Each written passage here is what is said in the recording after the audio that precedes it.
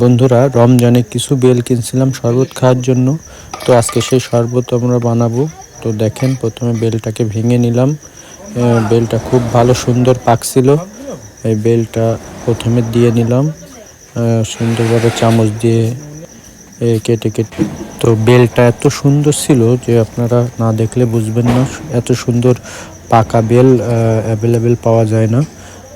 সুন্দর ভাবে আমি কেটে নিলাম। এরপরে একটু চিনি দিয়ে দিলাম। তো চিনি দেওয়ার পরে যে ঠান্ডা যে পানি আছে, ফ্রিজের পানি, সেইটা দিয়ে দিলাম। তো দেওয়ার পরে হাত দিয়ে খুব সুন্দরভাবে একটু মাখায় নিলাম।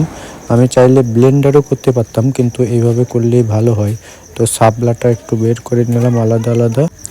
এবার দেখেন যে বেলটি কত ঘন হয়েছে, মানে যে বিচিগুলো আছে সেগুলো আলাদা আলাদা বের করার পরে গ্লাসে উঠিয়ে নিলাম। এবার আজান দেওয়ার পরে ইফতার খুলে নিলাম।